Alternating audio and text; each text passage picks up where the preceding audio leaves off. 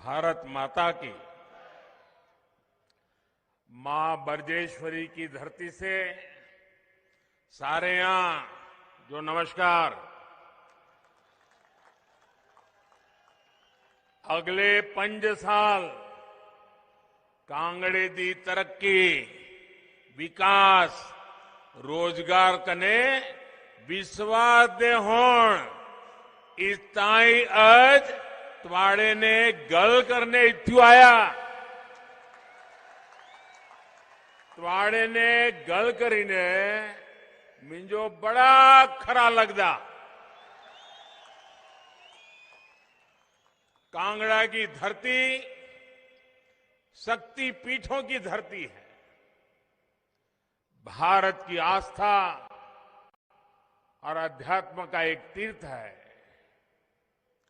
बैजनाथ से लेकर काठगढ़ तक इस भूमि में बाबा भोले की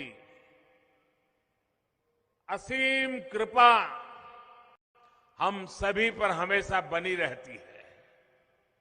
आज कांगड़ा में हूं तो स्वाभाविक है ये मैदान से लेकर के सब पुरानी यादें स्वाभाविक रूप से ताजा हो जाती है। शांता कुमार जी के साथ बरसों तक काम करने का अवसर मिला और 5 साल पहले जब मैं यहां रथ यात्रा करते हुए आया था तो हमारा रथ कोटला पोल होकर के गुजरा था और तब शाहपुर के बाजार में ऐतिहासिक सभा हुई थी और जिसकी चर्चा लंबे अरसे तक रही थी। हमारे कांगड़ा के चौधरी विद्यासागर जी, शाहपुर से हमारे राव रतन पटाकू जी, हमारे पालनपुर से कैप्टन आत्माराम जी, चंबा से किशोरीलाल जी, ऐसे अनेक साथियों के साथ लंबे अरसे तक काम करने का मुझे मौका मिला। और यहां किशन कपूर बैठे हैं, उनकी वो पुरानी जीप लेकिन कभी कभी हमें पहुंचा देती थी। साथियों, आज हिमाचल 21वीं सदी में विकास के जिस अहम पड़ाव पर है, वहां उसे एक स्थिर और मजबूत सरकार की जरूरत है। जब हिमाचल में स्थिर सरकार होगी, उसके पास डबल इंजन की ताकत होगी, चुनौतियों को भी दूर करेगा और नई ऊंचाई भी उतनी ही तेजी से प्राप्त करेगा। ये काम सिर्फ और सिर्फ भाजपा ही कर सकती है।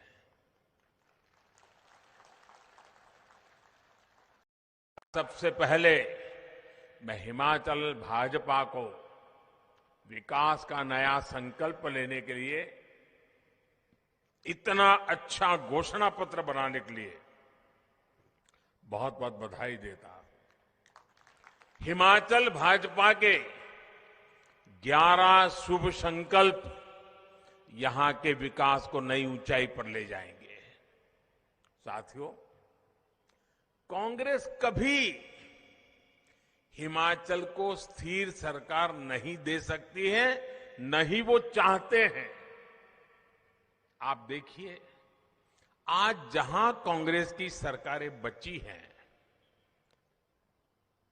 गिन गिन करके 2 ही सरकारें बची हैं। एक है राजस्थान में और छत्तीसगढ़ में, और वहां से खबरें कभी विकास की आती है? नहीं आती है। वहां से खबरें आपस में झगड़े की ही खबरें रहती हैं। अगर यही चलता रहा तो राज्य का विकास हो सकता है क्या?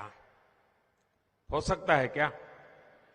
नहीं, हाथ ऊपर मत करो, मुंह से बोलो, हो सकता है क्या? हाँ, मेरा तो अनुभव कहता है कांग्रेस यानी अस्थिरता की गारंटी, कांग्रेस यानी भ्रष्टाचार घोटाले की गारंटी, कांग्रेस यानी विकास कार्यों में रोड़े अटकाने की गारंटी। साथियों, भाजपा ने राजनीति में विकास को अपनी सर्वोच्च प्राथमिकता बनाया है। आज भाजपा की पहचान सुशासन से है, गरीब के कल्याण वाली नीतियों से है। भाजपा वही बातें कहती है जो कर सकती है और जो कहती है उसे पूरा करने के लिए पूरी शक्ति खपा देती है। वहीं कई राजनीतिक दल सिर्फ और सिर्फ परिवारवाद और वोट बैंक की पॉलिटिक्स के भरोसे चल रहे हैं। इसलिए बीजेपी की सरकारों का जैसे जैसे लोगों को अनुभव आता है, लोगों का विश्वास बढ़ता जाता है और बार बार आशीर्वाद मिलता रहता है। आपने 2019 के लोकसभा चुनाव में ये करके दिखाया है। भाजपा सरकार पूर्ण बहुमत के साथ फिर वापस आई। मध्य प्रदेश, गुजरात, हरियाणा, गोवा जैसे राज्यों में बीजेपी सरकारें कई बार सरकार में वापस आई है। अब तो इस बार उत्तराखंड के लोगों ने भी पुरानी परंपरा को बदलते हुए बीजेपी को ही दोबारा बिठाया। यूपी में भी 40 साल बाद ऐसा हुआ है जब कोई पार्टी फिर से जीत करके पूर्ण बहुमत के साथ लगातार दूसरी बार सरकार में वापस आई। मणिपुर में भी भाजपा की सरकार फिर से आकर के एक नया इतिहास बन गया है। अब इस स्थिति की तुलना आप जरा कांग्रेस से करिए, आपको हैरानी हो जाएंगी। इस तरफ नजर करेंगे जरा सोच करके, कांग्रेस का इतिहास क्या है और लोगों का कांग्रेस के प्रति गुस्सा कितना है। एक बार सरकार से गई तो फिर उसका वापस लौटना ही मुश्किल होता है। अब देखिए तमिलनाडु में वहां के लोगों ने करीब 60 साल पहले वहां से कांग्रेस को निकाला, अब तक वापस नहीं आई। 60 साल हो गए, घुसने नहीं देते। ये पश्चिम बंगाल देखिए, त्रिपुरा देखिए, वहां के लोगों ने 50 साल हो गए कांग्रेस को हटाया। 50 साल पहले 50 साल में पैर नहीं रखने दिया उनको। उत्तर प्रदेश, बिहार और गुजरात के लोगों ने कांग्रेस को करीब करीब 40 साल से सत्ता के बाहर करके रखा हुआ है। कितना गुस्सा होगा आप अंदाज कीजिए। उड़ीसा के लोगों ने भी कांग्रेस को करीब करीब 30 साल से सरकार में आने से रोक रखा है। नागालैंड में भी कांग्रेस करीब करीब 25 साल से लगातार चुनाव हार रही है। आज दिल्ली, पश्चिम बंगाल, आंध्र प्रदेश, नागालैंड, सिक्किम, कई ऐसे राज्य हैं जहां कांग्रेस का एक भी विधायक नहीं है। भाइयों बहनों, कांग्रेस का आधार आज भी परिवारवाद ही है। ऐसी कांग्रेस पार्टी हिमाचल के लोगों की अपेक्षाओं को, आकांक्षाओं को कभी पूरा नहीं कर सकती। आपने 5 साल पहले कांग्रेस की विदाई कर दी थी, अब उसे लौटने नहीं देना है। घुसने मत दीजिए।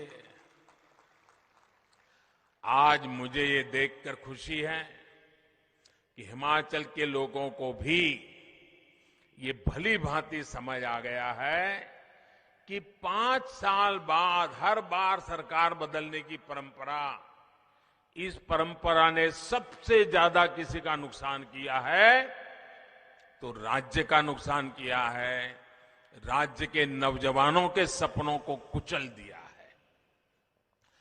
कांग्रेस जैसे ये दल जब सरकार में होते हैं तो सोचते हैं कि 5 साल बाद सरकार तो बननी नहीं है, 5 साल के बाद बदल होने ही वाला है, तो फिर काम करने की क्या जरूरत है, मौज करो, यही करते रहते हैं ना।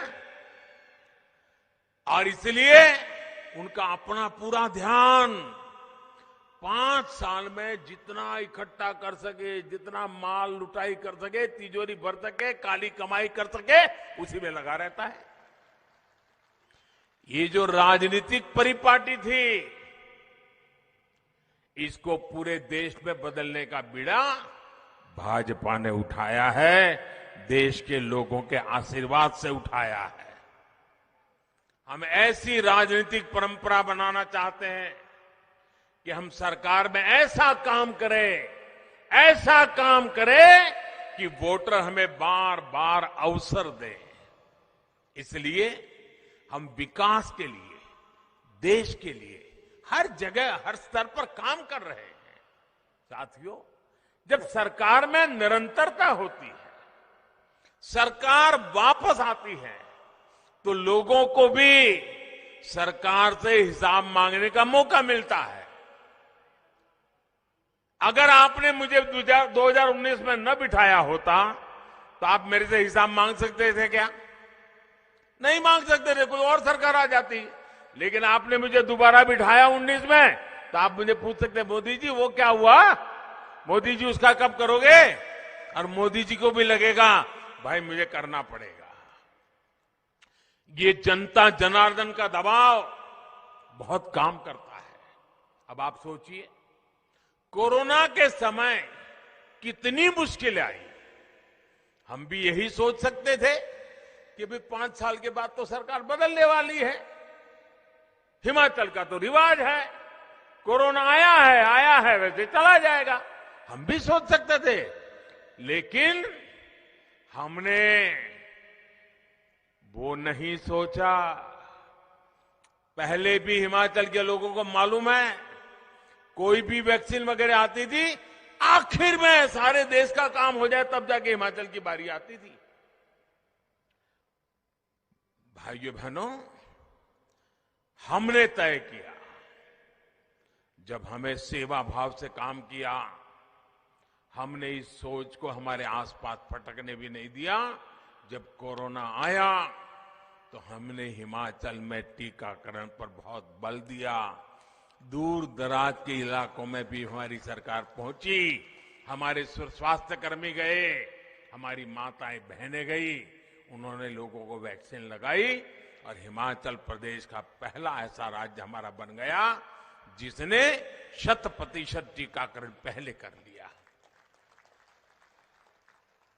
हमने ये नहीं सोचा